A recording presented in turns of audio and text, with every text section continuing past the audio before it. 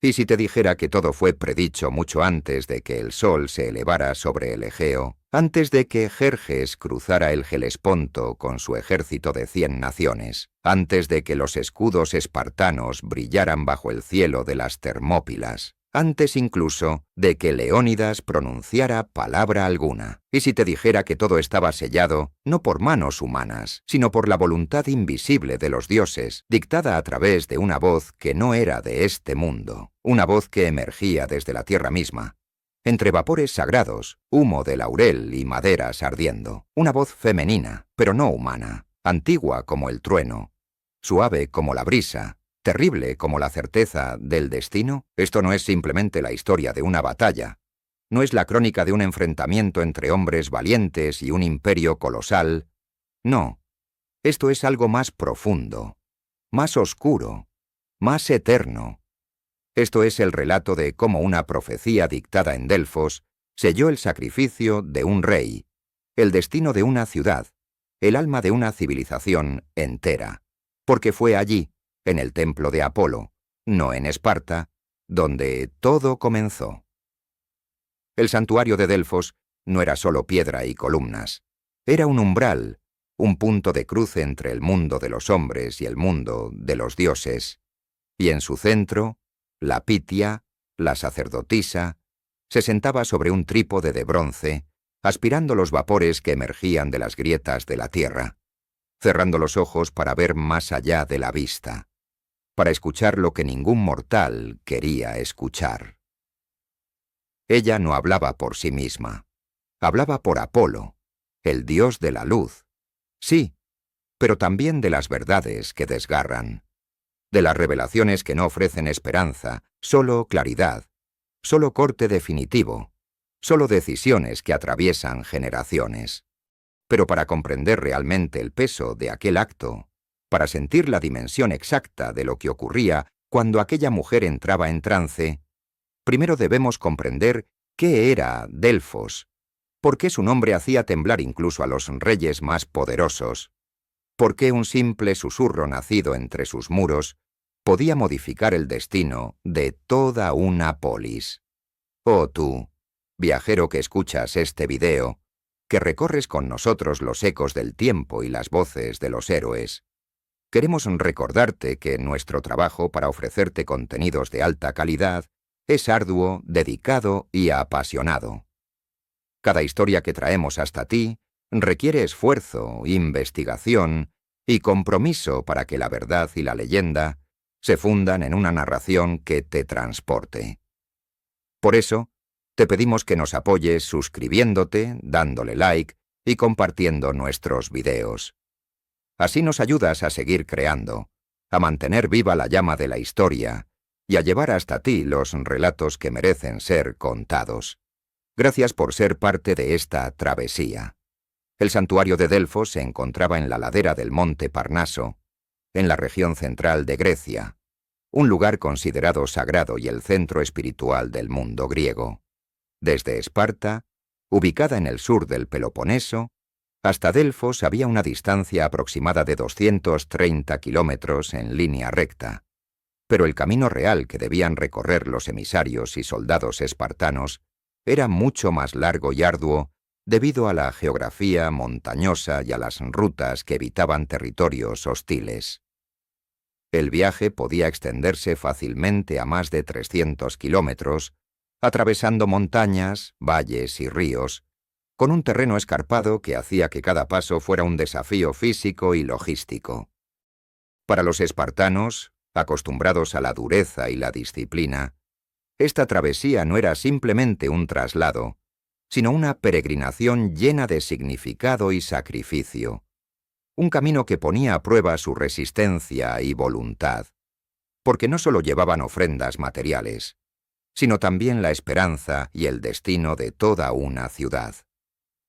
Delfos no era simplemente un lugar sagrado, era el centro espiritual del mundo helénico, el ombligo del mundo según los propios griegos, el punto donde Zeus dejó caer sus 2 águilas desde los extremos del universo, y ambas se encontraron en ese lugar exacto, un sitio señalado no por la arquitectura ni por el mármol, sino por la convicción compartida de todos los pueblos griegos de que allí, y sólo allí, los dioses realmente hablaban. En una época donde el cielo no era un concepto abstracto, sino una voluntad activa, visible y caprichosa, el oráculo de Apolo se convirtió en la más alta fuente de sabiduría, guía y ley, no solo para individuos, sino para ejércitos, ciudades y alianzas. Nada importante se decidía sin consultar a Delfos.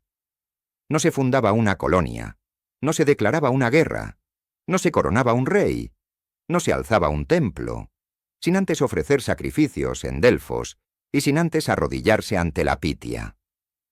La arquitectura del santuario, situada en la ladera del monte Parnaso, no fue diseñada para impresionar con grandeza visual, sino para armonizar con el paisaje y recordarle al visitante que estaba abandonando el mundo de los hombres. Cada piedra, cada inscripción, cada altar, cada fuente consagrada, componía un lenguaje silencioso destinado a abrir el alma del peregrino, a prepararlo para el acto más serio al que podía aspirar un griego: recibir palabra directa de los dioses. La Pitia, figura central de ese misterio, no era elegida al azar, ni tampoco por linaje. Era seleccionada por sus cualidades espirituales, por su pureza interior, y entrenada para soportar la tensión de ser canal entre mundos. A diferencia de lo que muestra la película, donde se representa que los persas habían corrompido y profanado el santuario de Delfos antes de la batalla, las fuentes antiguas nos ofrecen una versión diferente y más matizada. Ningún texto clásico confiable señala que los persas hayan logrado contaminar o dominar el santuario antes del enfrentamiento. Por el contrario, los historiadores de la antigüedad, como Heródoto y Plutarco, describen a Delfos como un lugar sagrado y protegido por los griegos, un símbolo de la unidad helénica frente a la amenaza extranjera. La idea de que el santuario fue corrompido parece más una licencia dramática moderna que una realidad histórica. En verdad, Delfos mantuvo su prestigio y su sacralidad intactos durante todo el conflicto, y la consulta al oráculo continuó siendo un acto crucial para las polis griegas, incluyendo Esparta, antes y durante la invasión persa. El oráculo de Delfos ocupaba un lugar fundamental en la cultura y la mitología griega, porque no solo era un lugar sagrado, sino una fuente de verdad y destino que influenciaba las decisiones más importantes de la época. Los griegos creían ciegamente en sus respuestas porque a lo largo de la historia, el oráculo había demostrado una asombrosa capacidad para predecir acontecimientos cruciales que afectaban tanto a reyes como a héroes. Por ejemplo, cuando Creso, rey de Lidia, consultó al oráculo para saber si debía atacar al imperio persa, recibió la respuesta enigmática de que si cruzaba el río, destruiría un gran imperio. Aunque interpretó que sería el enemigo quien caería, en realidad fue su propio reino el que fue destruido, lo que reforzó la idea de que el oráculo hablaba en verdades veladas y profundas. De manera similar, Jasón, líder de los argonautas, buscó la guía del oráculo antes de emprender su peligrosa misión para obtener el vellocino de oro. Las profecías recibidas marcaron su camino y le indicaron la necesidad de cumplir con la voluntad divina para alcanzar el éxito. A lo largo de la historia griega, múltiples eventos y decisiones importantes estuvieron condicionados por los responso del oráculo, que muchas veces predijo con precisión hechos futuros, confirmando su autoridad espiritual y política. Esta constante fiabilidad hizo que los griegos depositaran en Delfos una fe casi inquebrantable, convirtiendo al oráculo en un eje central no solo religioso, sino también social y político dentro del mundo helénico. Cuando descendía a la cámara subterránea, se purificaba con agua de la fuente de Castalia, masticaba hojas de laurel, invocaba a Apolo, y entonces Solo entonces se sentaba sobre el trípode colocado justo sobre una fisura geológica de la cual emergían vapores subterráneos, mezcla de metano, etileno y misterio, gases que inducían un estado alterado de conciencia, una especie de trance donde su cuerpo temblaba, su voz se quebraba, y su alma parecía abrirse como una grieta ante lo divino. No era teatro, era comunión, era entrega, y los que escuchaban sabían que lo que oían no era una opinión, era destino. Y para atestiguar la sacralidad y la centralidad de este lugar en la mente griega, basta repasar los nombres que lo mencionaron. Varios autores de la antigüedad, en épocas distintas, hablaron del santuario. Heródoto lo menciona repetidamente como fuente de legitimidad y advertencia. Platón se refiere al oráculo como instrumento de sabiduría espiritual que debe ser interpretado con prudencia. Píndaro le dedica himnos y alabanzas por ser la morada de la verdad sagrada. Esquilo y Sófocles lo utilizan en sus tragedias como punto de revelación irreversible. Incluso más tarde, en época romana, Plutarco, que fue sacerdote en Delfos, escribió sobre la complejidad y profundidad de los trances proféticos, defendiendo su autenticidad frente al escepticismo de su tiempo. El santuario fue visitado por reyes lidios, como Creso, por generales macedonios, por enviados de colonias remotas de Asia Menor y del África helénica, todos atraídos por lo mismo. El poder innegable de una sola frase pronunciada por aquella mujer que no hablaba con su voz. Delfos no era una ruina viva, era un latido en piedra. Y ahora que sabemos de su importancia, ahora que comprendemos la magnitud espiritual que tenía para todos los pueblos helénicos, volvamos a nuestro preámbulo, volvamos al año 480 a.C., cuando los espartanos, cargados de preguntas que eran demasiado grandes para ser resueltas por la lógica o la política, llegaron al templo no buscando esperanza, sino verdad.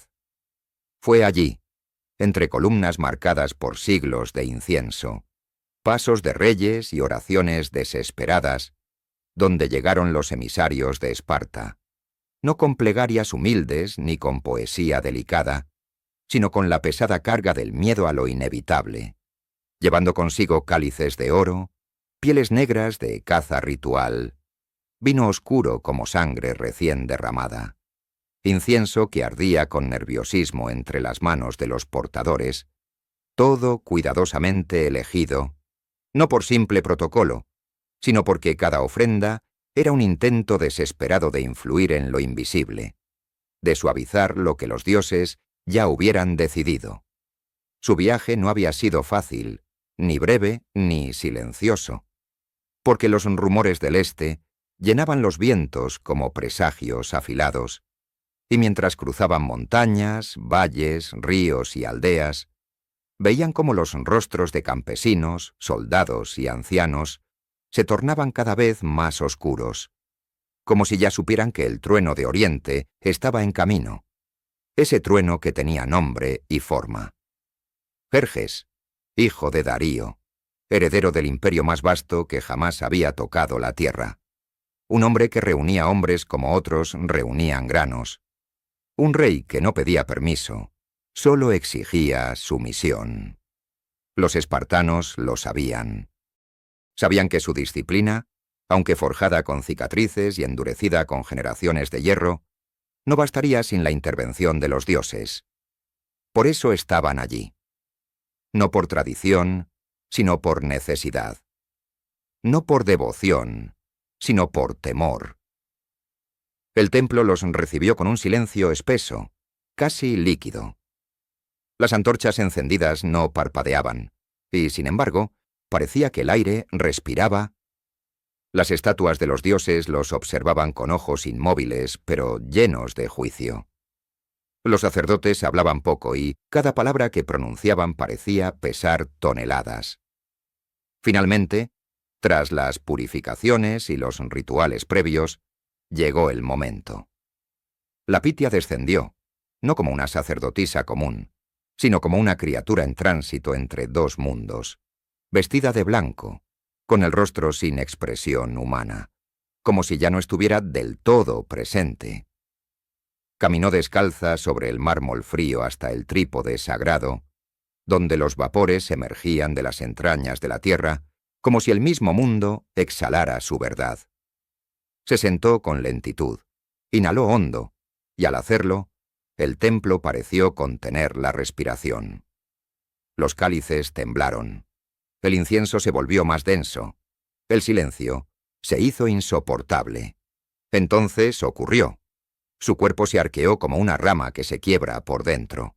Sus manos se aferraron a los bordes del asiento como si se sostuviera entre mundos. Sus ojos se perdieron en un vacío que nadie más podía ver. Y su boca, esa boca que había sido humana instantes antes, se abrió y habló.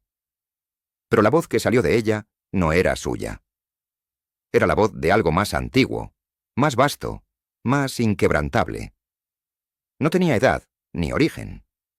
Era un trueno contenido, un juicio sin emoción, una sentencia sin apelación. Y dijo así: «Oh Esparta, guardiana del hierro y madre del deber, escucha bien lo que Apolo decreta, porque no hay fuerza ni escudo que te proteja de lo que viene, ni lanza que contenga la marea que se avecina, ni muro que resista la furia de Oriente. Solo hay dos caminos frente a ti. El primero es la ruina de tu ciudad, la desaparición de tu nombre, la caída de tus hogares, la humillación de tus mujeres, el fin de tu linaje. El otro es el sacrificio de uno de tus reyes. Solo con su muerte, solo con su sangre vertida ante los ojos del destino, podrá sobrevivir Esparta. No hay tercera opción. No hay demora. Así ha hablado el Dios, y lo que el Dios ha hablado, ni los cielos se atreven a contradecir». Nadie respiró. Nadie se movió. Las palabras no cayeron como sonido, sino como piedra, como plomo ardiente sobre la conciencia de los presentes. Los rostros de los sacerdotes permanecieron inmutables, como si supieran desde siempre lo que sería dicho. Los emisarios sintieron que algo en su interior se resquebrajaba, no por la dureza del mensaje, sino por su claridad, porque no ofrecía promesa, ni esperanza, ni redención. Solo la certeza de que Esparta sobreviviría si uno de sus reyes caía. Así de simple, así de brutal, así de divino. El silencio que siguió fue absoluto, más profundo que cualquier eco, más vacío que cualquier templo, más espeso que la misma niebla que envolvía las montañas del Parnaso, porque en esas pocas palabras, frías, claras, inapelables, se había sellado algo que ya no podía ser desatado, no una simple respuesta, no una advertencia, sino una condena, la condena de un hombre cuyo nombre aún no había sido pronunciado, pero que ya estaba inscrito en el altar de los sacrificios antiguos, la condena de uno que debía morir para que muchos pudieran vivir, el precio exacto de una nación, la medida seca e inquebrantable de la supervivencia de un pueblo entero. Cuando el mensaje fue transcrito en tablas y enviado de regreso a Esparta, cuando los emisarios regresaron con los ojos apagados, con el aliento pesado por haber oído lo que nadie quiere escuchar, no hubo alboroto, no hubo escándalo, no hubo discusión alguna, porque no hacía falta, porque todos entendieron en el acto que el Dios no hablaba en metáforas, que no había interpretaciones posibles, que el oráculo no ofrecía caminos alternativos, que no existía plan ni estrategia, ni política, ni fuerza militar que pudiese cambiar el decreto divino. Uno de los reyes debía morir, y punto. Y entre los muros de Esparta, entre el mármol blanco y las sombras de la noche que caía, mientras los ancianos del Jerusía hablaban en voz baja, mientras los capitanes de la Agoge evitaban cruzarse la mirada, mientras las madres apretaban contra el pecho a sus hijos con una mezcla de orgullo y terror, Solo uno caminaba con serenidad entre las sombras, sin buscar consuelo, sin evitar la noticia, sin necesitar confirmación. Solo uno mantuvo la mirada al frente, sin bajarla ante la profecía, sin cuestionar la voluntad de los dioses, porque solo uno supo, desde lo más profundo de su alma, que esas palabras habían sido pronunciadas para él, como si su nombre hubiese estado escondido entre los suspiros de la Pitia, como si Apolo lo hubiera elegido desde 1900, mucho antes de nacer, y ese era Leónidas, rey de Esparta, no el mayor entre los dos reyes que gobernaban la ciudad, no el más político, no el más influyente en el consejo, pero sí el más silencioso, el más austero, el más consciente del peso del deber, el único que jamás buscó gloria, porque desde niño aprendió que el honor no es un trofeo, sino una carga. Él no protestó, no pidió aclaraciones, no cuestionó si la frase era literal o simbólica, no convocó al consejo ni buscó deliberaciones, no intentó negociar con los sacerdotes, ni convocó a su esposa, ni miró al cielo con súplica, porque dentro de él, en lo más hondo de su ser, en ese lugar donde las palabras ya no existen y solo quedan las verdades que uno no puede escapar, él ya sabía. Lo había sabido desde antes, desde siempre. Desde los días de su infancia, desde los inviernos crueles en que dormía sobre piedra y comía raíces heladas en los bosques de la Agogé.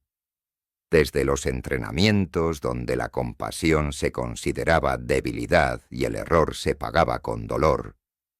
Desde las noches donde el hambre era parte de la educación y la sangre en las manos no era accidente sino instrucción. Desde las peleas brutales entre niños que debían aprender a sobrevivir antes de aprender a hablar con cortesía. Desde los años donde su cuerpo fue cincelado por la disciplina y su alma endurecida por el aislamiento. Leónidas nunca se consideró dueño de sí mismo. Nunca creyó que su vida le pertenecía, porque desde que tuvo conciencia, entendió que su respiración era un préstamo de Esparta, que su carne era reserva de su tierra, que sus huesos estaban ya ofrecidos al altar del deber, y que si un día debía pagar un precio, él no sería quien negociara el valor. Y así, cuando los vientos del este trajeron el murmullo de Jerjes, cuando el oráculo habló con la voz del destino, cuando todo parecía tambalear, Leónidas no tembló, no dudó, no se escondió detrás de formalidades. Caminó por los pasillos del palacio, como quien se despide de una casa que nunca fue suya. Observó el rostro de su hijo sin detenerse demasiado. Pronunció palabras que nadie escuchó al oído de su esposa, y tomó la decisión que no era una decisión, sino una confirmación. Él sería la moneda con la que Esparta pagaría su supervivencia. No porque se ofreciera como mártir, no por orgullo, no por tragedia, sino porque simplemente no había otro. Porque sabía que los verdaderos reyes no mandan con la corona, sino con el ejemplo, y que en un momento así, el más valiente no es quien empuña la lanza más grande, sino quien acepta caminar directo hacia su muerte, en silencio.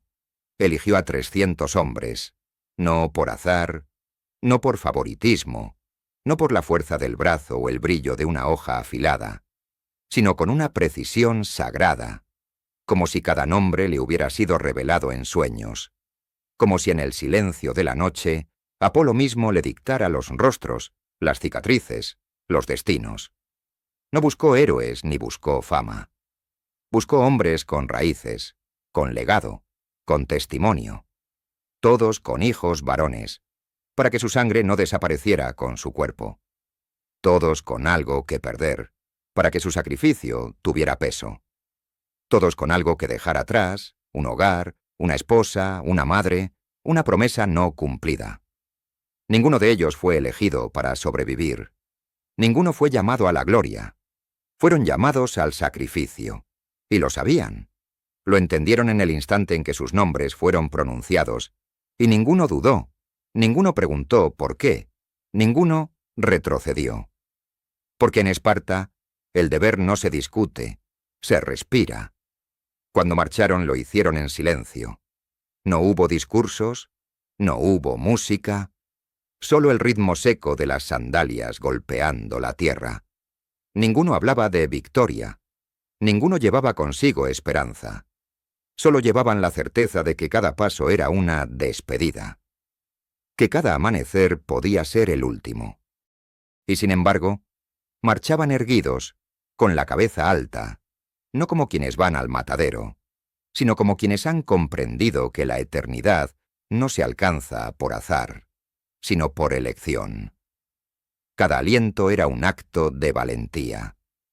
Cada kilómetro, una plegaria muda. Cada noche bajo las estrellas, un recordatorio de que la gloria es efímera, pero el honor vive para siempre. Al llegar a las Termópilas, ese estrecho paso entre las montañas y el mar, Leónidas no vio un campo de batalla. No vio una estrategia. No vio ventaja táctica. Vio su propio ataúd. Observó el terreno como quien observa el lugar donde será enterrado, y en su pecho no nació temor, sino aceptación. Entendió que ese paso angosto no era un simple corredor militar, era un altar de piedra y fuego, donde él y los suyos serían la ofrenda. Y no para los dioses, no para los hombres, sino para la historia, porque en ese lugar, a los pies del abismo, donde el rugido de las olas competía con el retumbar de los ejércitos, se sellaría un pacto con la eternidad. Leónidas ordenó levantar un muro de piedras, no como defensa, sino como símbolo, como declaración, como barrera física y espiritual. Allí colocó a sus hombres no como soldados, sino como raíces, como parte del paisaje, como extensión misma de la tierra que juraron defender. No eran un escuadrón, eran la última línea entre la libertad y la sombra. Y esperaron. El horizonte comenzó a llenarse, primero con el eco de los tambores, luego con el polvo que se alzaba en columnas como serpientes de guerra, después con los estandartes de oro, los carros, los caballos, las armaduras bruñidas, las lanzas que brillaban como agujas de un dios que venía a coser el mundo a su voluntad. Jerjes llegó con todo, con hombres de todas las tierras, de todos los climas, de todas las lenguas. Llegó con la seguridad de quien se cree invencible. Llegó con la arrogancia de los imperios. Llegó con promesas. Prometió riquezas. Prometió poder. Prometió perdón. Habló de acuerdos, de alianzas, de futuro, y Leónidas lo miró con la calma de quien ya ha cruzado el umbral del miedo. No respondió con discursos, no respondió con amenazas. Solo dijo 3 palabras. Molon labe. Ven por ellas.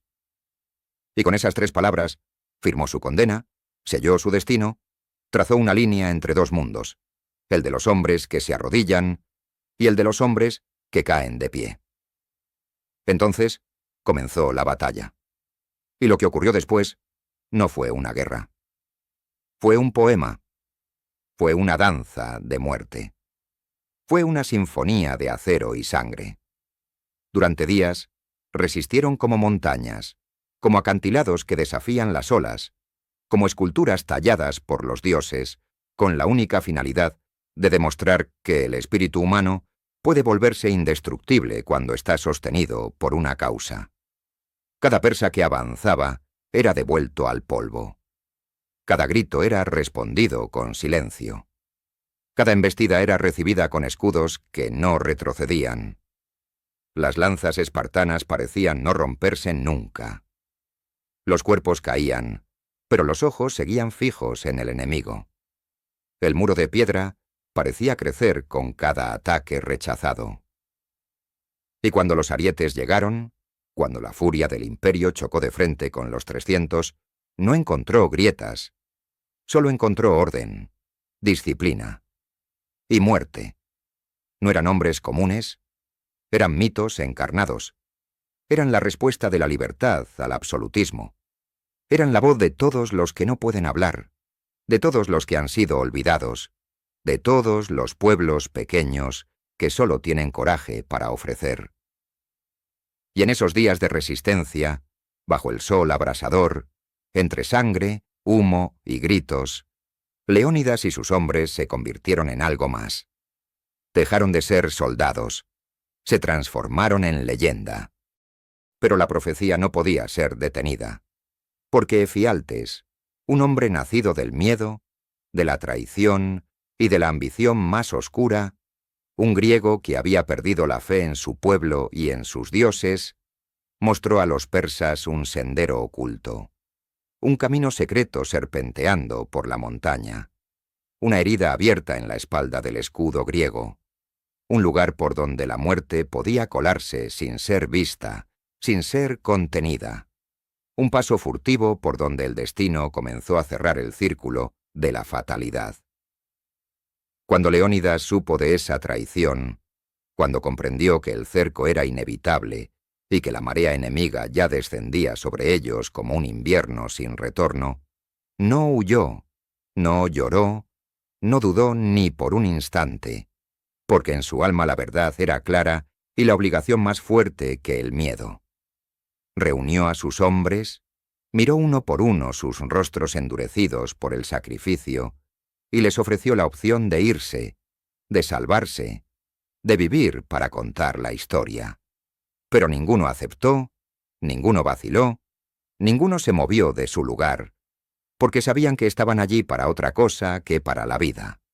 Sabían que el destino no era enemigo, sino compañero, y que solo juntos podrían cruzar el umbral del sacrificio. Esa noche, el cielo permaneció inmóvil.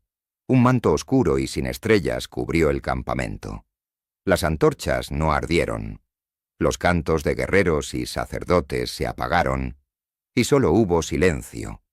Un silencio tan espeso como la niebla que envuelve los templos oraculares. Un silencio que contenía la respiración de todos los presentes. Un silencio que parecía congelar el tiempo y el espacio, porque todos sabían, sin necesidad de palabras, que al alba no habría mañana para ellos. La última batalla fue brutal, feroz, definitiva.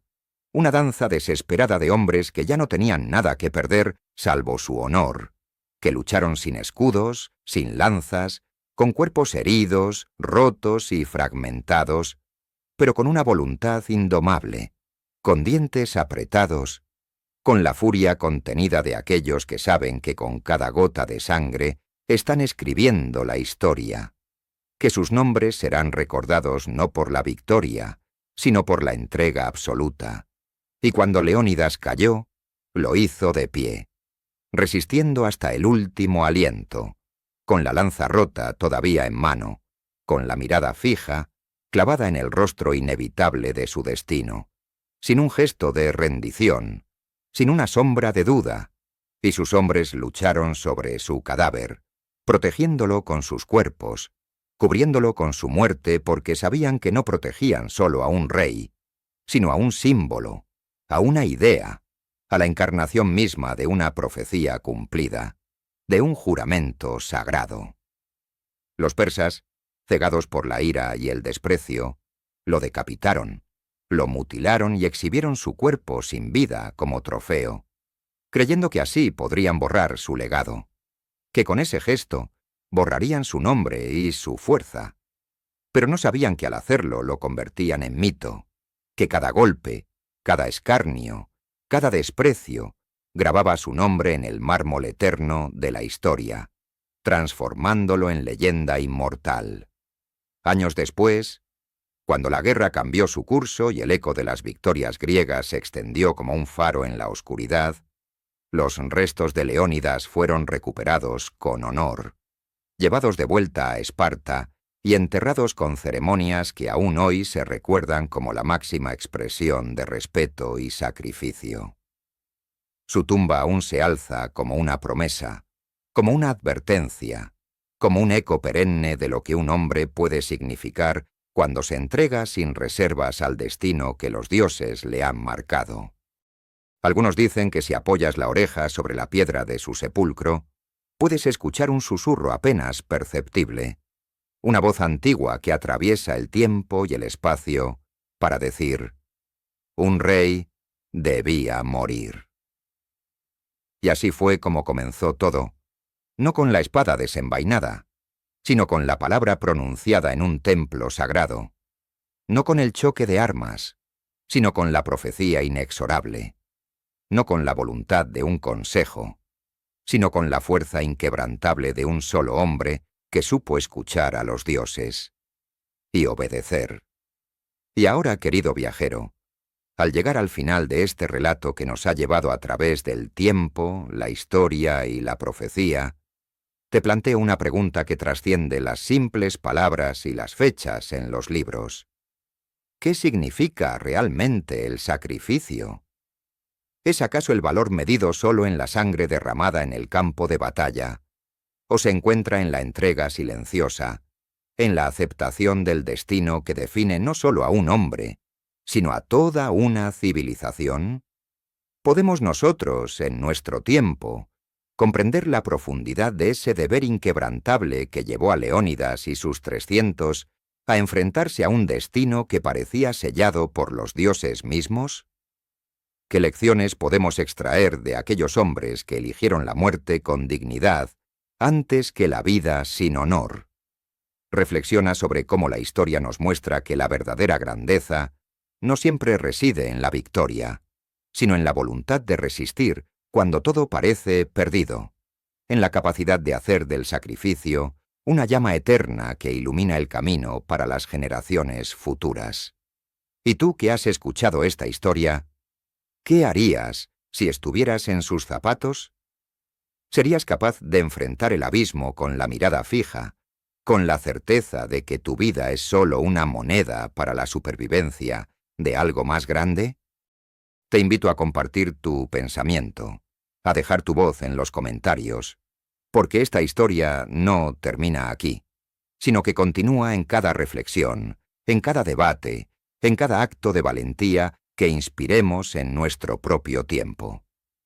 Recuerda que el pasado no es solo un museo de hechos, sino una fuente viva de enseñanzas que nos desafían a ser mejores, a entender que el sacrificio y la entrega forman parte de la esencia humana. Gracias por acompañarnos en este viaje, por abrir tu mente y tu corazón a las voces del ayer, y por ser parte de esta comunidad que busca la verdad más allá de los mitos. No olvides suscribirte para seguir explorando juntos los relatos que forjaron el mundo y que aún hoy, en la era moderna, siguen resonando con fuerza. ¿Estás listo para continuar esta travesía con nosotros? Porque la historia, como la vida, es un camino sin fin, y cada paso que damos hacia ella es un paso hacia nuestro propio destino.